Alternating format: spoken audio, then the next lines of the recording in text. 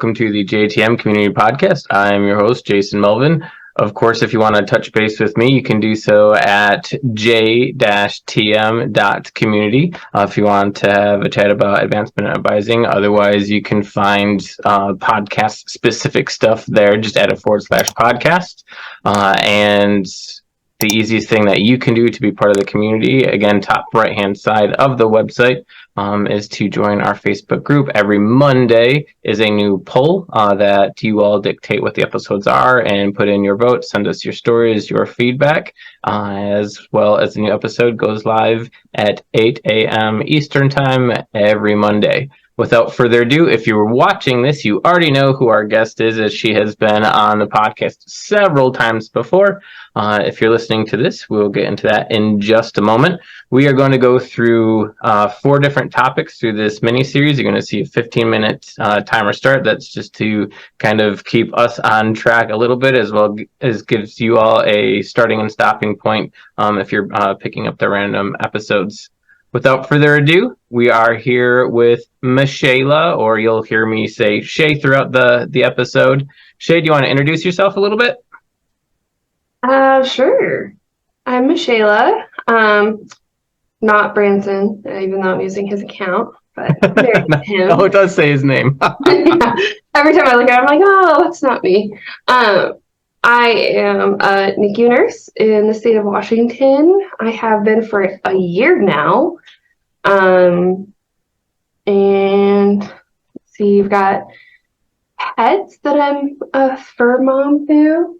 Recently, well, kind of recently. Yeah. Yeah, to the kitty. She may knock on the door a couple times. And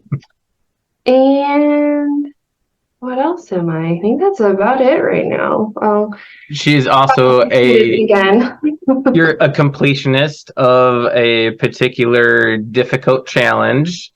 So if anyone's interested in what I might be referencing in a previous episode, is the Baton Death March, or the ceremony for that, essentially.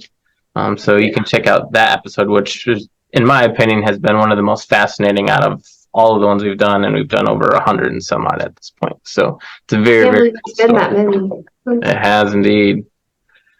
The 4 topics that we're going to be going over. So topic number 1 is going to be being alone with your own thoughts. Topic number 2 being gratitude in difficult moments. Topic number 3 is fear of the unknown holding you back. And then finally, topic 4 is relief of completing a difficult task or moment.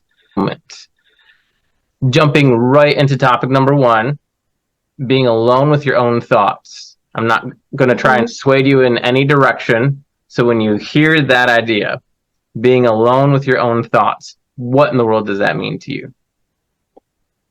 It's kind of scary sometimes, depending on where I'm at in life and what kind of state of mind I'm in. Because sometimes my thoughts can be really scary, and so it'll just really make me spiral into more panic if I'm already on that course.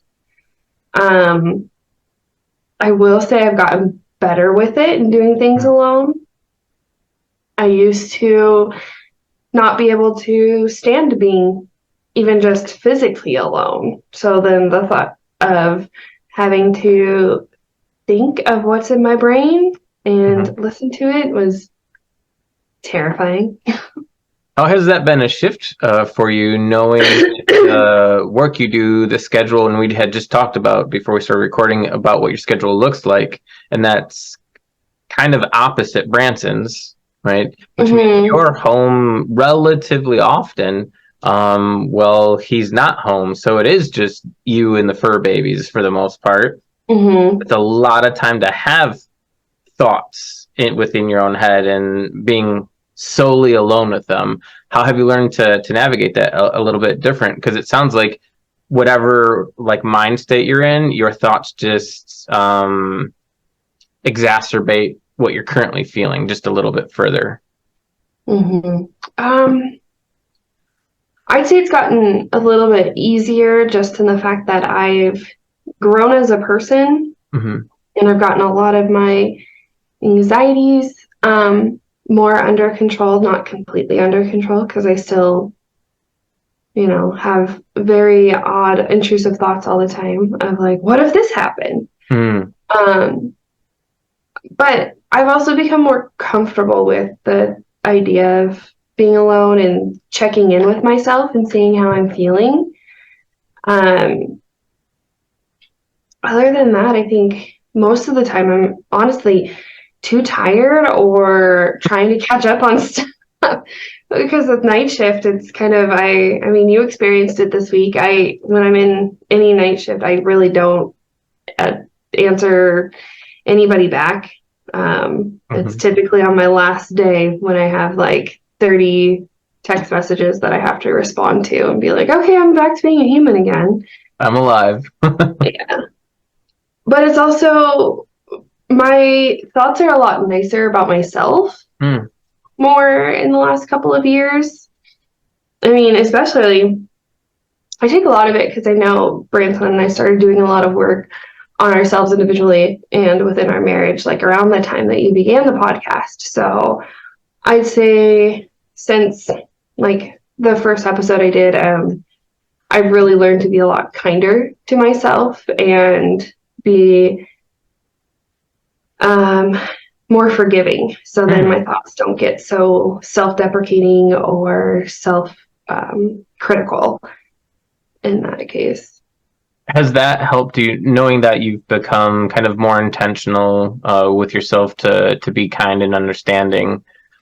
In the past, you would spread yourself relatively thin, right? And say yes to most things, right? To helping others. Sometimes I know you've essentially double booked yourself in different ways, right? So Mm-hmm. as you've become more intentional of being more okay with yourself and your thoughts, has that had an impact on those elements as well, or? Yeah, I find myself saying no a lot more um, to a lot of extra things so that I do have more kind of time to myself. Mm-hmm. Uh, like for work and everything, I will really only pick up a shift if I truly am just bored out of my mind and I have nothing else to do, rather than have the feeling that if I don't pick up the shift, they will remember that I didn't, and then they'll always be thinking of that, the fact that I'm not a team player, Mm-hmm. and they won't like me because I didn't help when they needed. That's that And anxiety side of that kicking in then. yeah, and so then it spirals into feeling guilty Mm-hmm. and like I let people down when in reality me saying no really does not put them in that big of a bind because there's 15 other people that could also say yes or no, so it's Mm-hmm. not just on me to carry. Yep. um but I also don't schedule myself out as bad now, Mm-hmm. I which is mean, it crazy to helps think. having Yeah. a little bit different balance where you're not trying to navigate school with everything uh, Mhm. and that as well. But Can I you also think? don't Go feel ahead. the need to be like constantly busy Mm-hmm. to avoid like being alone or working through things. Mm-hmm. What do you think had made the shift for you? Because that's pretty significant. I think completing school and getting that done, because that was such a goal that I had Mm-hmm. hanging over myself for so long that anytime something went wrong within that, trajectory, I would just not like I couldn't cope. I still have a really bad time with rejection, any whether that be like failure or somebody telling me no for some sort of thing. And then I also think since we bought the house in Mm. April, that's also been a big change. Just having my own space to go to and know that if something doesn't get done, it's on me and that's fine because I can live with it, kind of. Yeah, it doesn't put any pressure on anyone else. Mm-hmm. Sure.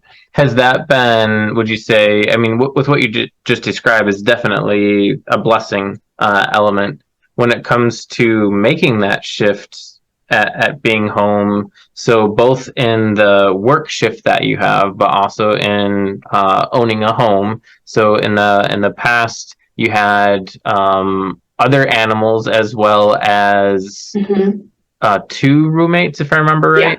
Right. Mm-hmm. So the home itself would have been busier, which means that you would have less time with yourself. Because it sounds like the way you described yourself back then is that you would often fill your time almost in the sense of you are running away from yourself, right? So you Mm-hmm. would fill it with everyone or anything else, whether it's Mm-hmm. multiple jobs or helping or whatever those things would have been.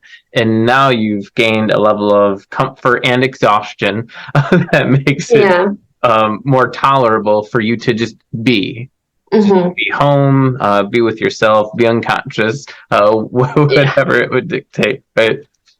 Yeah. What do you feel has made you more okay with those elements? So you talked about like the physical thing, like home, right? So Mm-hmm. that provides the opportunity, but you could be in your house, but still filling your time to be everywhere else but home, and you don't do that. Mm-hmm. I think it was a lot of when I was going and seeing a counselor, just being more comfortable with talking to myself, I guess, Okay. within my brain. So being alone with your own thoughts is really just kind of running through scenarios and thinking how different things could have gone. Mm-hmm. Like it it took a lot of practice to be able to like sit and just work through a lot of thoughts that I was having. Mm-hmm. And um, now it's kind of if I am feeling mad about something or um, something didn't go the way I wanted, I now actually give myself the time to think through, okay, you get to do two other scenarios in your brain of how things could have gone or how things could have been differently, and then that's it. Then Mm. you can't dwell on it anymore. Because otherwise it would just be on repeat all the Sure. time. How did you learn how to do that? Because that's an amazing idea in the sense of like compartmentalizing the amount of time you'll allow yourself to spiral, so to speak, right? Mm-hmm. How did you learn? Again, in theory, great. How did you learn to actually do that? Because there's no way that was an easy feat to accomplish. No, it wasn't. It was just, I would start by taking a couple minutes after I get home, like staying in my car for like Mm-hmm. 5, 10 minutes, turning down the radio and just kind of taking a couple deep breaths and just running through how my shift went. Mm-hmm. Like, what did I do? What did I learn? Um, what could I have done better, kind of thing. And so it would start with that. And then I would go inside and read a book, listen to a podcast, watch a TV show, have something else occupying my brain. Mm-hmm. So then I couldn't go back to dwelling on those thoughts that I already gave myself time to do. Mm-hmm. And it took a while, a long time, it feels like, to like just train my brain to do that, Mm-hmm. I guess. I mean, I still have days where it's like, I don't want to feel that. I don't want to think that. I'm going to hyper focus on this puzzle for like 13 hours. So I have nothing else to do in my brain. And that'll do the trick. So you Yeah. can focus enough on a puzzle that you're not thinking about other things as well. Yeah. Because, well, Really? like, I'll have a TV show going. So with a TV show and working on a puzzle, um, or, something else, like if I'm multitasking, Mm-hmm. then I can like trick my brain Uses into, enough brain power that you can't yeah. think about something else too. Yeah, it's enough of a squirrel moment to be like, do, do, do, do, do. Like, I don't see you. Kind of. What would you say to folks, and I think that for the most part, we're probably all guilty of it, just to varying degrees at different moments in time. That when folks are struggling, engaging in distractions can be very helpful short term, right? It can kind of get you through moments of difficulty. Mm-hmm. Yet, if applied too long, very easily becomes neglect. Mm-hmm. So a thing that we probably see a lot, and I'm sure even with where you work, and not necessarily colleagues and coworkers, but families, friends that are there. I'm sure you see it all the time when people are just waiting and waiting and waiting for whatever news. They're trying to distract themselves in those moments of crisis. Mm-hmm. Phones are a huge part of that. At the same Mm-hmm. time, we've probably all witnessed or experienced or personally been the perpetrator of it, of engaging in those distractions when we shouldn't be. That's hard to say because I still do that where Mm-hmm. I don't necessarily always find the right time to process. Sometimes it does take it bottles up to where then I don't realize I need to have that time until I'm snapping at Branson or Mm. crying over something little, it usually some bigger things take a while for me to realize I need to sit and think about it or sit and process it. So it's hard to say when to. I would say maybe try and set some sort of alarm on your phone to say like, okay, we're done with the distraction. Let's take a minute. And whether that be completely by yourself or someone that you trust that you can literally just talk out loud to so that you don't feel alone. And then you can kind of transition to maybe more of a dialogue by yourself later on when you're trying to go through more difficult things. And like step yourself in that direction, it sounds like. Yeah, because there's still a lot of times where I need that external validation Mm-hmm. because sometimes, my brain gets wonky and thinks one way. So then I have to sound off either Branson or one of my friends and be like, is this like, how would you like help me like figure out how would you take this kind of situation and Yeah. talk out with them. So then I can validate to myself, like, okay, yeah, we're not having a crazy moment, Otherwise, I Mm-hmm. can totally gaslight myself and be like, no, you're being crazy. Nobody else will. Like, I am so good at gaslighting myself into thinking things are Mm-hmm. fine. Uh, or I will say, like, oh, yeah, you're completely crazy. Nobody else would understand that. Whatever.